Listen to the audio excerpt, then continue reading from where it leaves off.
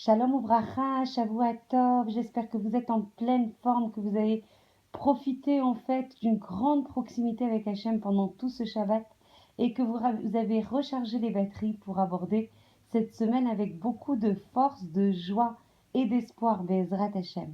Aujourd'hui, on va parler en fait de notre cœur et de la capacité à l'éveiller parce qu'on l'a dit à plusieurs reprises dans nos cours, ce qu'Akadosh Baruch Hu veut, c'est l'éveil de notre cœur. Ce qu'Akadosh Baruch Hu veut, c'est avoir notre cœur, c'est avoir l'exclusivité dans notre cœur.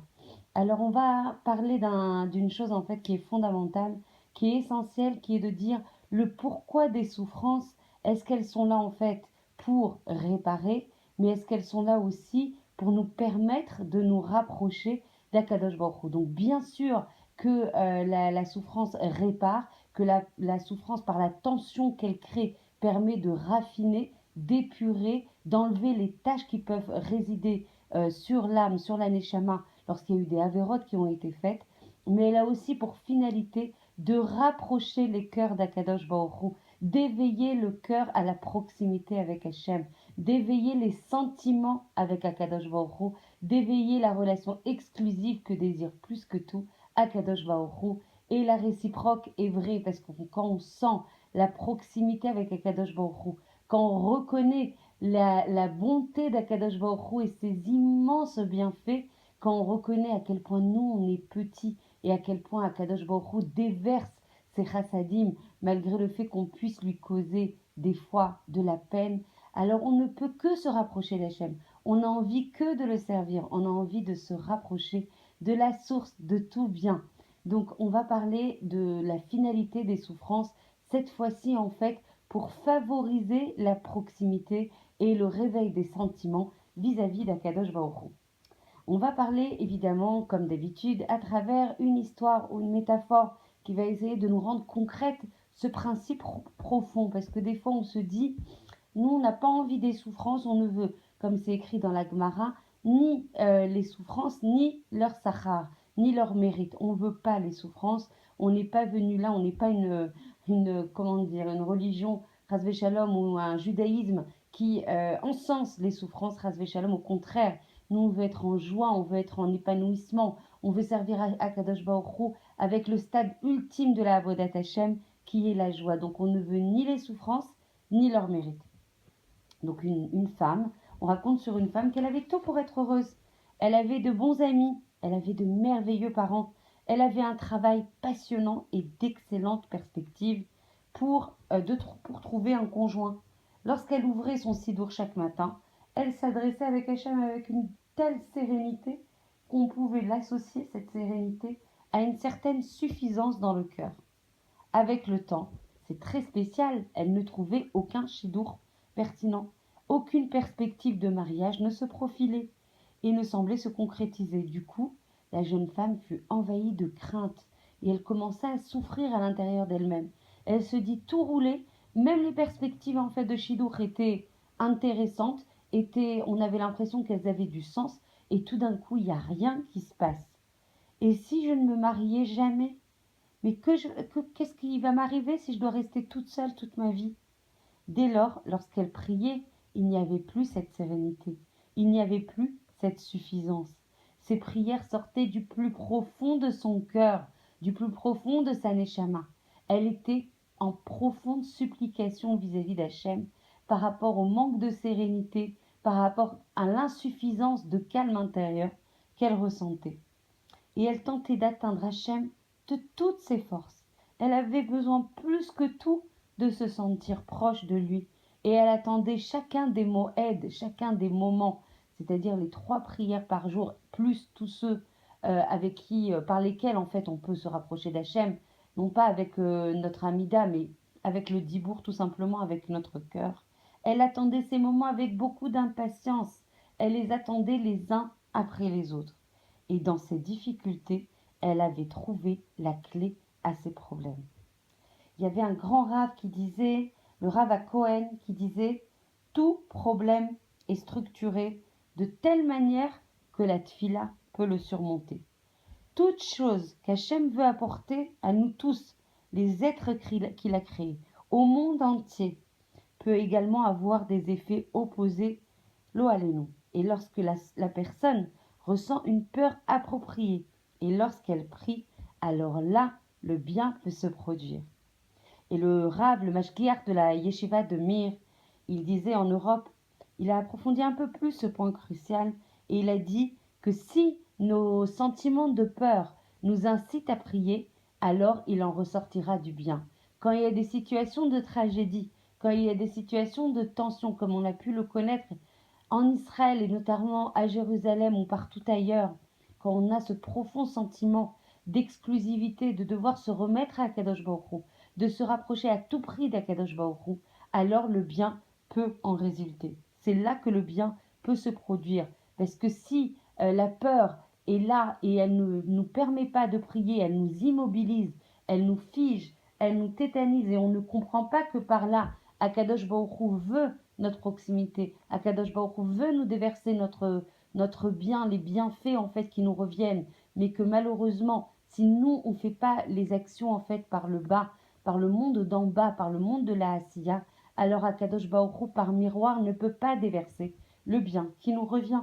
Donc forcément, cette prière, si on la loge et si on la canalise et si on l'oriente vers Akadosh Baruch Hu, cette peur qui a suscité cette prière va permettre cette proximité, va permettre cette jonction en fait à la source de tous les bienfaits qu'est Akadosh Baruch Hu. Alors là, le bien peut se produire.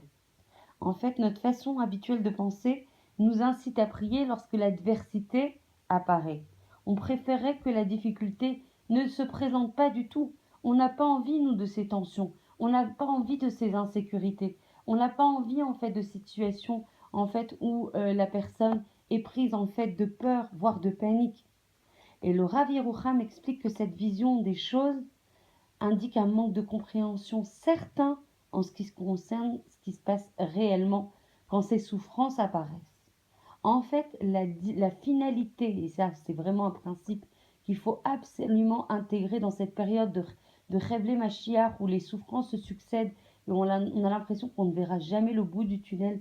Au contraire, comprenez bien, dit le Rav Yerucham, une finalité essentielle de la douleur et de la souffrance. Elle est là pour nous pousser à prier. Elle est là pour nous permettre de supplier à Kadosh Baruch Hu. Elle est là pour permettre la proximité avec Hachem. Elle est là pour favoriser cette relation d'amour, de supplication et de ira vis-à-vis d'Hachem. Et en fait, quand on s'épanche vis-à-vis d'Akadosh Baruch Hu, alors lui, il est là aussi pour nous répondre par rapport à la délivrance qu'il veut nous donner. Il faut comprendre cette idée avec une analogie. Nachon, qu'avant qu'un arbre ne puisse porter ses fruits, qu'est-ce qui se passe? La terre, elle doit être labourée. Il faut que l'arbuste y soit planté. Alors de la même manière, les peines que nous devons endurer dans la vie, ça représente le labourage. Ça représente l'ensemencement qui nous force, qui nous contraignent, qui nous mettent vraiment dans le corner en fait de notre vie, de façon à nous forcer à prier à Kadosh Baruch Hu, de façon à ce qu'on puisse récolter les fruits de la délivrance qu'il veut nous donner. Alors le malheur doit être reconnu comme une composante de la délivrance d'Akadosh Baruch Hu, au point qu'elle est évoquée comme une partie même de la délivrance d'Akadosh Baruch Hu. Donc on ne verra plus les souffrances comme quelque chose de dissocié par rapport au chassadim d'Akadosh Baruch Hu. On se dit mais si Hachem est tout bien, alors pourquoi il y a autant de mal? Parce que justement, cette souffrance qui nous paraît comme un mal fait partie intégrante, fait partie intrinsèque de la délivrance qu'Akadosh Baruch Hu veut nous donner. Alors lorsque le Chazon Ish, le dirigeant de sa génération, apprenait des mauvaises nouvelles ou faisait face à une situation difficile, il affirmait de manière haute et claire, nous, Hachem doit avoir envie que l'on prie et que l'on se rapproche de lui. Donc à chaque fois qu'il y a une souffrance, une tragédie, lo alenu, et même si on ne les demande pas, si cette souffrance se présente, c'est parce qu'Hachem a envie d'entendre nos prières. Qu'elles sont douces à mes oreilles tes prières, âme Israël. Alors si on parvient à regarder ces souffrances, ces difficultés qui sont inhérentes à notre monde, si on arrive à voir notre propre vie, notre vie personnelle qui est parsemée des fois d'embûches, de souffrances, de douleurs, si on arrive à voir que cette partie, cette souffrance fait partie intégrante de notre délivrance, alors l'anxiété que nous avons ressentie a rempli complètement son rôle. Au lieu de nous épuiser à tourner dans tous les sens, à trouver des moyens, des solutions, bien sûr qu'il y a un système de Ishtadlout, de faire toutes nos yicholot, nos capacités pour y arriver, malgré tout, essayons de nous concentrer sur celui qui veut nous déverser ses chassadim et sa délivrance, et c'est ça qui va nous donner de l'énergie et nous inciter à appeler Hachem de toutes nos forces. Ce qui en retour, et il est évident et c'est certain, et c'est la promesse d'Akadosh Baruch Hu, ça va nous amener la délivrance et ce que nous désirons si ardemment. Donc vous voyez, cet angle de vue est complètement différent de celle dont nous avons l'habitude, c'est-à-dire de penser qu'en fait il y a le mal et le bien, et on sait que quand le Mashiach arrivera, le mal sera intégré, le mal servira le bien en fait. Le mal que nous on lit fait partie intégrante du bien. Les souffrances, les tragédies, tout ça fait partie du processus de délivrance et une partie intrinsèque. Ça ne veut pas dire qu'on annule le tsar, ça ne veut pas dire qu'on annule l'empathie et la souffrance qu'on peut ressentir par rapport à ces tragédies. Mais par contre, garder en fait cette nekuda chiyuvit, ce point positif qui est de dire et qui est essentiel, qui est de dire attention, le mal qui m'arrive fait partie intégrante de mon processus de délivrance personnelle, de mon processus de délivrance en tant qu'âme Israël et pour toute l'humanité entière. Voilà, je vous embrasse très fort. J'espère que vous pourrez diffuser ce cours au plus grand nombre pour que chacun puisse se renforcer à l'ombre d'Akadosh Baruch Hu, à l'ombre de sa Torah magnifique, si joyeuse, pleine de bien, pleine de tzidkout, pleine de justice, et qu'on puisse passer une journée en fait à l'ombre d'Akadosh Baruch Hu, sous sa protection, sous la protection de sa Shrina Be'ezrat Hashem.